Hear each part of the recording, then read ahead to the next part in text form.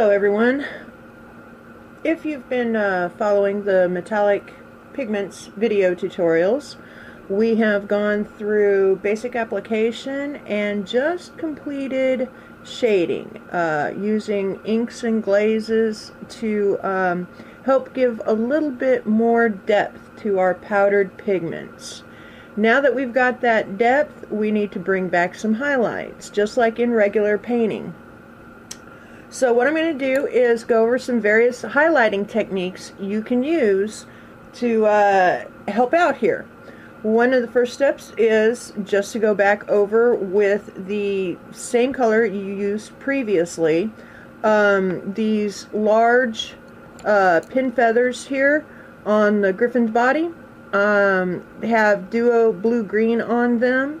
So one of the things I can do is take that duo blue-green and lightly touch them up.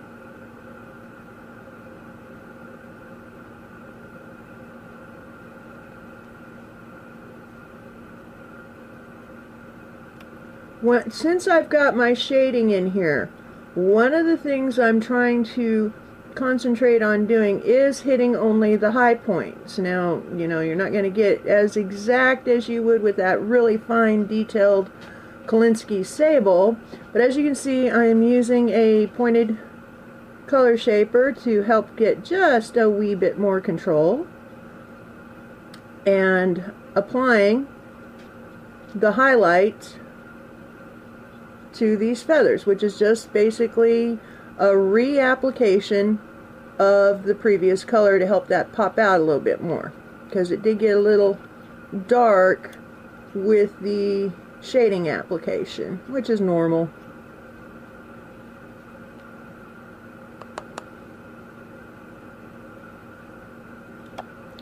There are a variety of colors you can use. I want to bring out the color here of the blue-green. As soon as I finish this, I want to show you another way of highlighting that will help you out in different areas.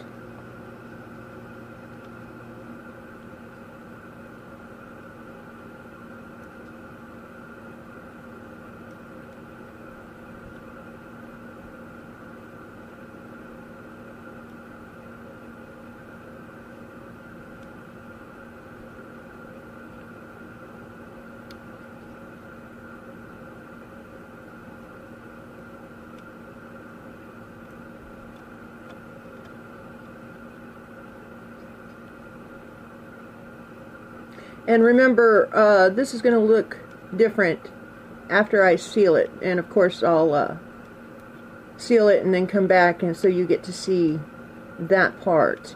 But in this particular situation, one thing I like to do is to get all my colors on here that I'm going to do, and that way I only have to put one layer of sealer on here. Remember, you don't want to build it up too much, and it's very easy to do, so you really have to be careful and watch and plan out your steps. Okay, one of the next things with highlighting I want to show you is something of a blend. I have here a color called Micro Pearl.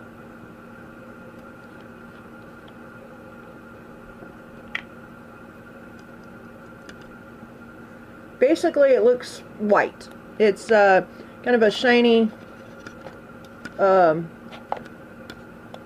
white highlight color.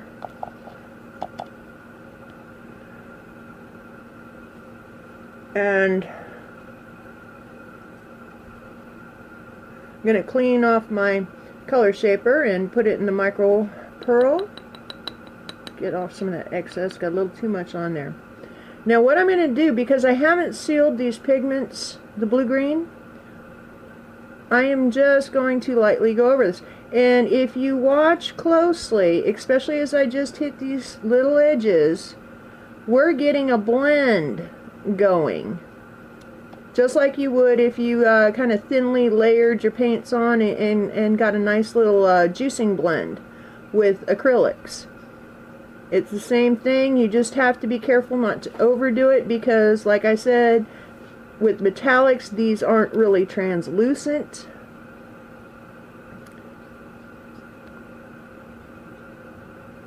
Which is why we work from dark to light, unlike the regular pigments that are not metallic, just your regular earth type pigments and ochres. There we go. Now that's awful powdery and grainy. I don't know if it's coming out on the camera. I'll have to check. But to me it looks real powdery and grainy. One of the things, if you watch the regular pigment application video, which I encourage you to do so, if you haven't already, you don't want too much pigment on there when you go to seal, because it will literally turn into mud if you're not careful. So in this case, what I do is I get these fan brushes, nice and light, and I really don't use them for painting or for applying pigments. I use them for dusting, and I'm just going to very lightly knock the excess powder off. There we go. That's all I do. It's a little easier to control than just blowing off the dust, but that's basically, it just knocks off the excess so you don't get mud when you seal. But we now have a blend of the micro pearl and the duo blue-green color. The next step I'm going to use on the brown feathers is a highlight color. Rather than mixing the blue-green with white, I'm coming through now with a lighter bronze color for the feathers. Let me see, I'm not quite sure what color this is. This is super bronze. And I'm going to do the same thing here, but one of the things I'm doing is I'm rolling my color shaper across these feathers. Kind of rolling and dragging it just a little because I'm definitely only hitting high points here. I don't want to go back through and destroy all of the shading work I just did. And you know, these feathers actually have a pretty nice sculpt going to them. There's not a lot of raised detail, but there is enough that just lightly dragging this across the high points of the feathers gives me what I'm looking for on this. And I'm going to hit the body.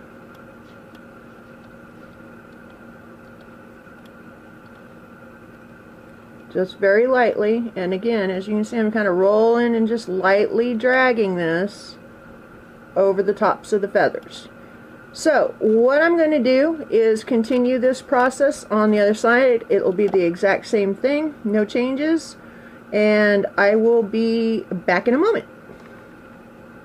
Okay, I just finished applying highlight colors or highlight pigments here. I have not sealed yet, but I just wanted to show you really quickly. Yes, see, everything's the same. I did both sides the same. The one thing I did not do was hit the insides of the legs, those feathers here, as hard as I did the outer ones.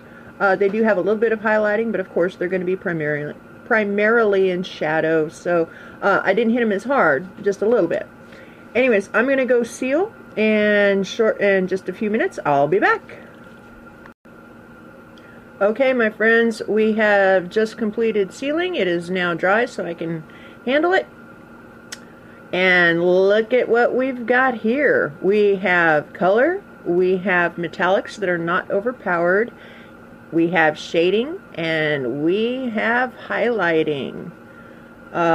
If you go back and look at the previous videos, just to refresh your memory, compare them and the depth that you're getting with this.